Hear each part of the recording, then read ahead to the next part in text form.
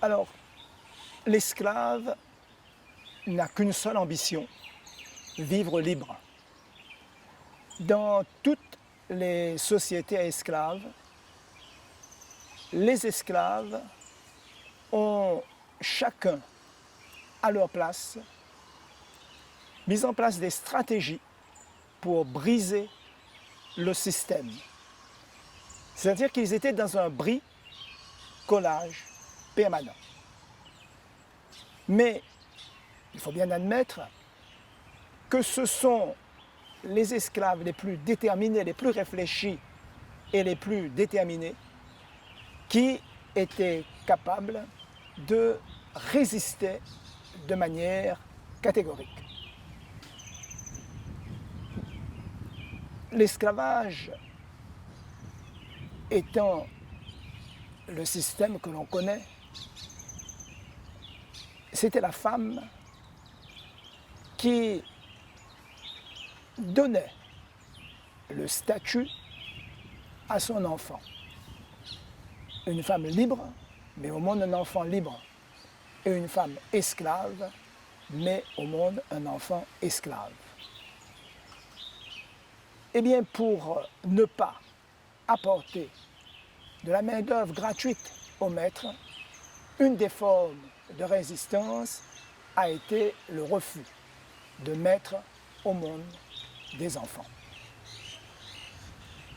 Une forme excessive, radicale, c'était bien sûr le suicide.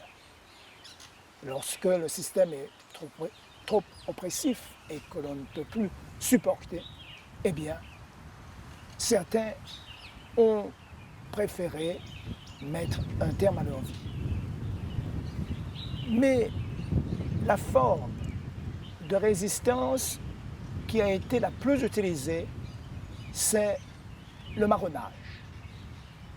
Et d'ailleurs, c'est un phénomène assez particulier dans cette île, puisque les esclaves qui ont été importés pour être deux bras pour travailler, eh bien, on remarque qu'ils sont présents dans la topographie. Ce qui signifie qu'ils ont, dans le marronnage, mené une action culturelle et cultuelle suffisamment importante pour que leur histoire devienne une histoire commune, acceptée par tous et ensuite transcrite dans le livre de pierre, dans la carte. Le marronnage a été pendant longtemps présenté uniquement sous son angle économique, puisque l'esclave qui décide de rompre le banc et de ne plus travailler pour son maître, eh bien, ne le nourrit plus et occasionne une perte sèche s'il ne revient plus, s'il n'est pas repris par un chasseur de marrons. Dès lors, le marronnage, lorsqu'on s'est polarisé uniquement sur l'angle économique, eh bien, on a occulté l'essentiel, comme je le disais tout de suite, l'essentiel était le travail culturel et cultuel qu'ils ont cru nécessaire de réaliser en allant en marronnage. Madagascar étant l'île la plus proche, pendant les premières années de pratique de l'esclavage ici, les Malgaches sont majoritaires. Et il est tout à fait normal que ce pourcentage se retrouve aussi dans le nombre d'esclaves marrons. Or, un Malgache ne peut pas évoluer dans un espace qui n'a pas été sacralisé.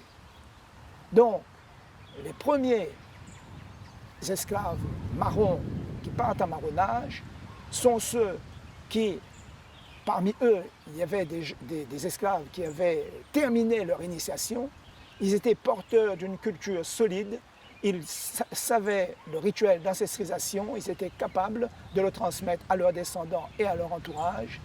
Et s'ils sont allés en marronnage, c'était d'abord pour mettre en place, sacraliser l'espace, et mettent en place le tombeau ancestral parce que les Malgaches croient en un Dieu, mais ils considèrent que leurs aînés, leurs ancêtres, eh bien, sont aussi des intermédiaires capables d'intervenir pour les aider dans leur projet de vie et dans leur cursus. Dès lors, les Malgaches qui ont quitté Madagascar, au moment où ils quittent Madagascar, le système politique en place, c'est le royaume. À Madagascar, on était en train de mettre en place des royaumes.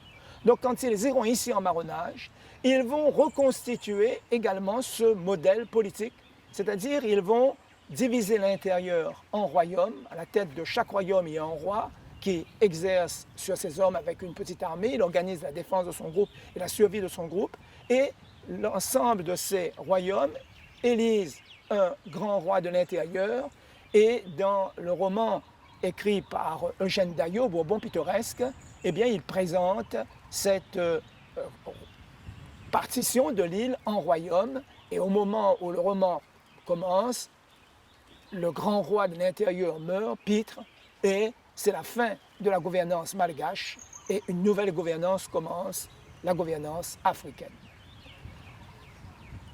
Donc, j'espère qu'on comprend bien que le marronnage a marqué l'histoire de cette île, l'histoire de l'esclavage, mais aussi l'histoire de l'île.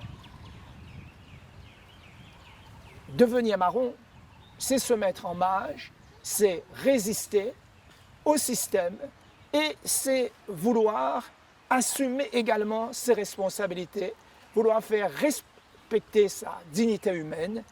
Dès lors, dans le marronnage, ce sont tous ces aspects qu'il faut mettre en valeur et qu'ils cherchent eux-mêmes à mettre en valeur et retrouver leur dignité, s'exprimer et boire à la coupe de la culture ancestrale, ce qui n'était pas toujours possible dans la partie côtière et sur les habitations.